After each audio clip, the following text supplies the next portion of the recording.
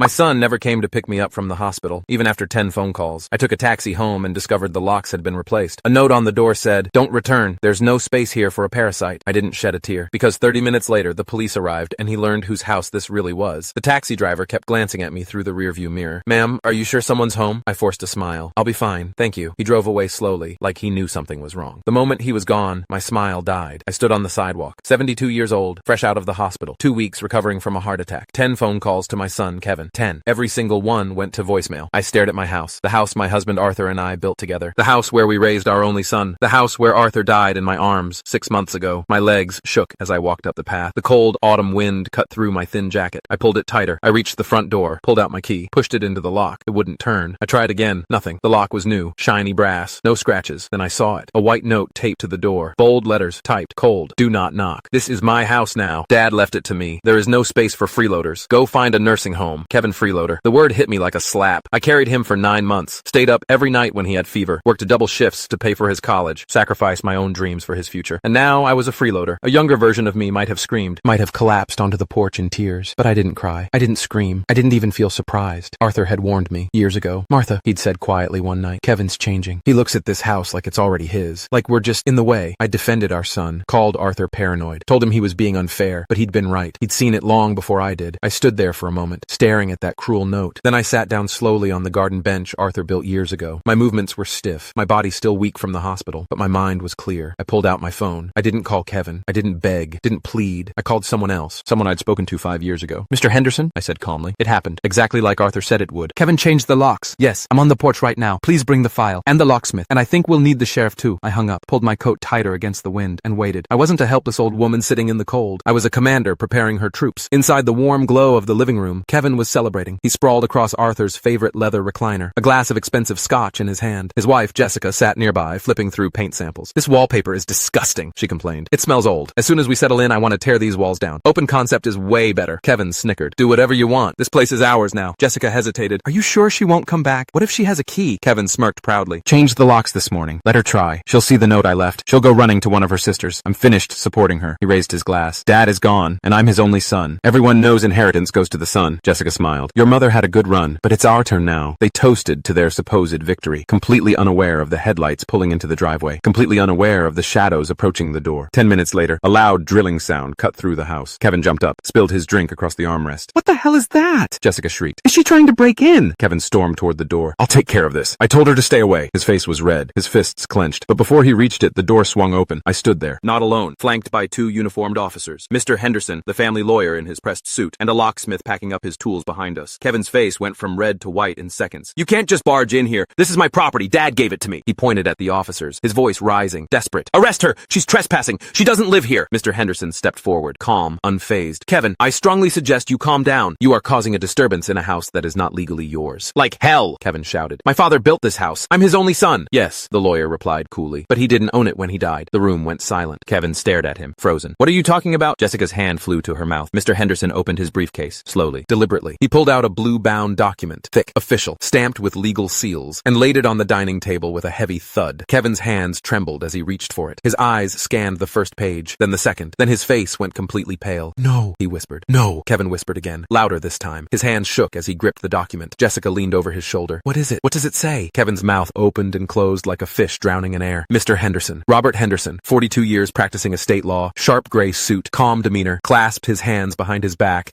and spoke with the precision of someone who'd rehearsed this moment. "Your father, Arthur Hayes, transferred full legal ownership of this property, including the house, the land, and all associated financial accounts, into your mother's name on November 14th, 2018, 5 years ago." Kevin's eyes darted across the page. Date stamped, notarized, witnessed by 2 independent parties. "This is fake," he said desperately. "You forged this." "The county clerk's office has the original on file," Mr. Henderson replied without emotion. "I can provide you with the case number if you'd like to verify it yourself." Kevin looked at me, his face twisted between rage and panic. "Why would he do that? I'm his son, his only son." I stepped forward slowly. My voice was calm, steady, cold, because he knew you, Kevin. He knew exactly who you were becoming, and he wanted to make sure you couldn't do this. I gestured at the house, at the changed locks, at the cruel note still clutched in my other hand. "He hoped he was wrong," I continued. "He prayed you'd prove him wrong, but he wasn't taking any chances." Jessica backed away from Kevin like he was radioactive. "You told me this house was yours," she hissed. "You said your father left everything to you. You made me quit my job. We gave up our apartment." "I thought," Kevin stammered. "I didn't know." "You didn't ask. I said quietly. You just assumed, the same way you assumed I'd be fine sleeping on a park bench. One of the officers, Deputy Luis Ramirez, 28 years old, crew cut, kind eyes cleared his throat. Ma'am, do you want to press charges for illegal entry and lock tampering? I looked at Kevin, really looked at him. I saw a man who'd been raised with love, given every opportunity, and had grown into someone capable of throwing his own mother into the street. Not today, I said finally, but these people need to leave immediately. Kevin's face crumpled. Mom, please. We have nowhere to go. Just give us a few days to... You gave me a note, I interrupted. It said there was no space for parasites. I'm simply honoring your wishes. Mr. Henderson pulled out another document. Mrs. Hayes has the legal right to remove any unauthorized occupants from her property. You have 30 minutes to collect your personal belongings and vacate the premises. Anything left behind will be considered abandoned. Jessica let out a strangled sob. 30 minutes? Are you serious? That's more time than you gave my client, Mr. Henderson said coolly. What followed was chaos wrapped in humiliation. Kevin and Jessica scrambled through the house like rats fleeing a sinking ship. Jessica threw clothes into garbage bags. Kevin grabbed his laptop, his watch, his cologne. Not that, I said sharply when Kevin reached for the bottle of scotch on the side table. He froze. That was your father's. 1987 Macallan. He was saving it for a special occasion. Kevin's hand hovered over the bottle. You don't get to take what you didn't earn, I said quietly. He pulled his hand back like the bottle had burned him. At the 20-minute mark, Jessica was in tears. I can't believe this is happening, she sobbed, stuffing shoes into a duffel bag. We were supposed to renovate. We had plans. You had plans for my house, I corrected. At 25 minutes, Kevin tried one last time. Mom, his voice cracked. I'm sorry. I was wrong. I shouldn't have, please. Just let us stay tonight. We'll figure something out tomorrow. I looked at him. Part of me, part that had rocked him to sleep as a baby, that had kissed his scraped knees, that had cheered at his graduation, wanted to say yes. But then I remembered the note. No space for parasites. You made your choice, Kevin, I said. Now live with it. At exactly 30 minutes, Deputy Ramirez stepped forward. Time's up! Kevin and Jessica stood in the doorway, each holding 2 overflowing trash bags. Jessica's makeup was smeared. Kevin's shirt was untucked, his hair disheveled. They looked like refugees from their own greed. Where are we supposed to go? Jessica demanded, her voice shrill. I believe there's a Motel 6 about 4 miles down Route 9, Mr. Henderson offered helpfully. They accept walk-ins. Kevin's face flushed red. You can't do this. I'll sue.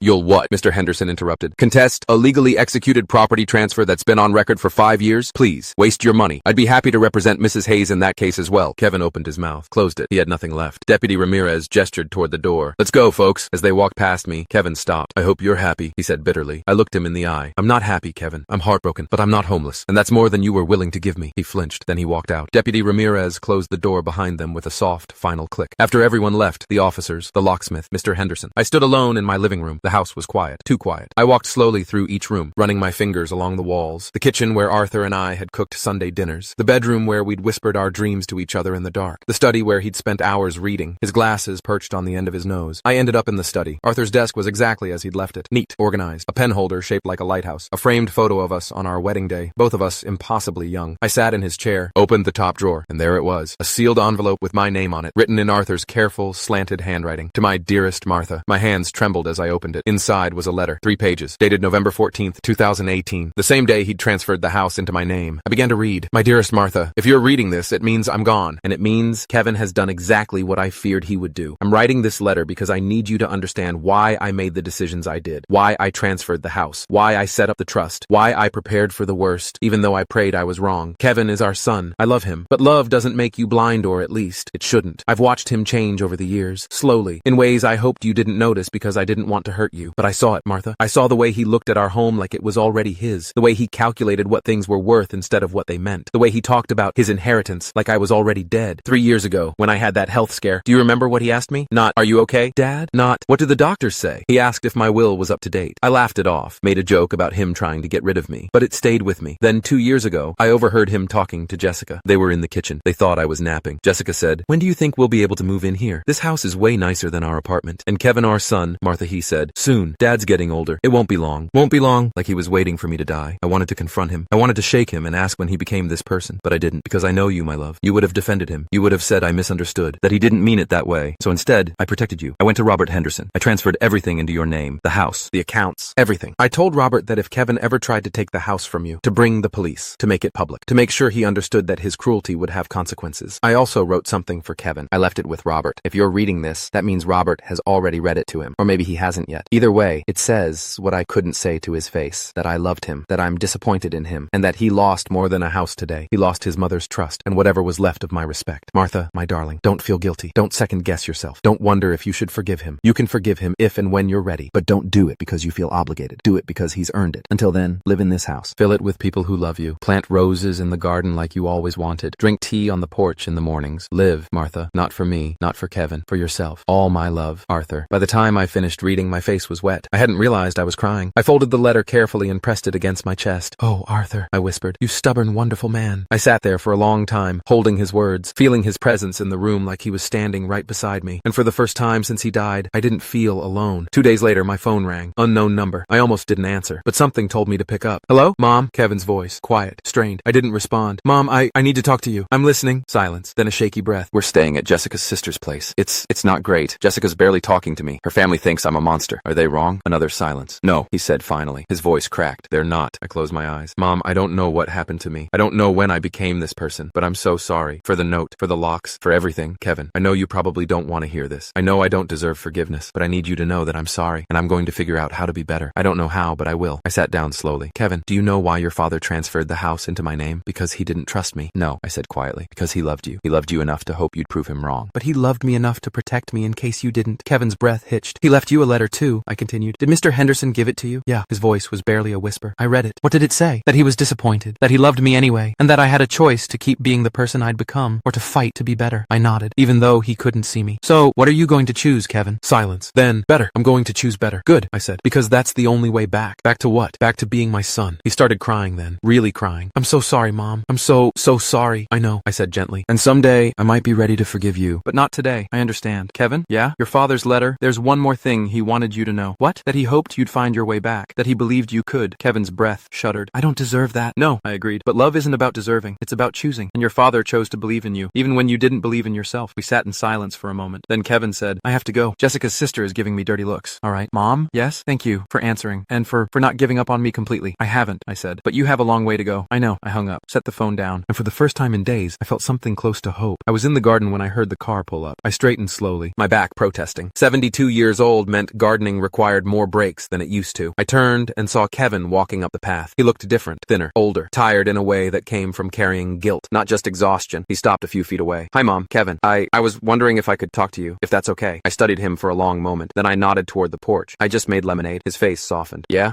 We sat on the porch, the same porch where I'd waited for the police 6 months ago. Kevin held his glass but didn't drink. I've been going to therapy, he said finally. Twice a week. Jessica and I are separated. She's done with me. I don't blame her. I'm sorry. Don't be. I earned it. He took a breath. I also got a new job. Nothing fancy. I'm working at a warehouse. Night shifts, mostly. It's honest work. And I'm trying to save money. For what? To pay you back. For everything. I shook my head. I don't want your money, Kevin. I know. But I need to do it anyway. We sat in silence, listening to the wind move through the trees. Your father would be proud, I said quietly. Kevin looked at me, surprised. Of you trying, I clarified. Not of what you did, but of you trying to fix it. His eyes filled with tears. I miss him. So do I. Kevin set down his glass. Mom, I know I don't have the right to ask this, but do you think we'll ever be okay again? I looked at him. My son, the baby I'd carried, the boy I'd raised, the man who'd broken my heart. I don't know, I said honestly, but I'm willing to try, if you are. He nodded, tears streaming down his face. I am. I promise. We sat there together as the sun set over the house Arthur and I had built, and for the first time in a long time, I felt something close to peace. Kevin didn't move back in. We didn't fall into each other's arms and pretend everything was fine. But he visited, once a month at first, then twice, then every other week. He brought groceries, fixed the leaky faucet in the bathroom, repainted the fence. He didn't ask for forgiveness. He earned it, slowly, one repaired shingle at a time. And I learned something Arthur had known all along, that love isn't about never failing. It's about getting back up after you do. 1 year after Kevin changed the locks, I was sitting in Arthur's study when I found another letter. This one wasn't sealed. It was tucked inside his favorite book, a worn copy of To Kill a Mockingbird. The handwriting was shaky, written near the end. Martha, if you found this, it means you're still here, still standing, still fighting. I always knew you were stronger than you believed. Kevin will come back. Maybe not today, maybe not this year, but he will. And when he does, remember, forgiveness isn't weakness. It's the hardest kind of strength there is. I love you. Always. Arthur. I pressed the letter to my lips. I know, I whispered. I know. 2 years after the locks were changed, Kevin and I stood side by side in the garden. He was planting roses, the ones I'd always wanted, but never gotten around to. Mom, he said, wiping dirt from his hands. Can I ask you something? Of course. Do you ever think about that day when you came home from the hospital? I looked at him. Every day. He nodded slowly. Me too. Do you regret it? I asked. More than anything. Good, I said, because that means you've learned. He smiled. Sad, but real. Dad would have hated what I did. Yes, I agreed. But he would have loved what you're doing now. Kevin looked at the house. I used to think this place was mine, that I deserved it just because I existed. And now I know it was never about deserving. It was about loving. And I forgot how to love anything except myself. I reached over and squeezed his hand. You're remembering? He squeezed back. Yeah, he said. I am. That night, I sat in Arthur's chair with a cup of tea and looked around the room. The house was full again. Not with things, with love. And I finally understood what Arthur had been trying to tell me all along. Home isn't a place you inherit. It's a place you build. With your hands, with your heart. One choice at a time.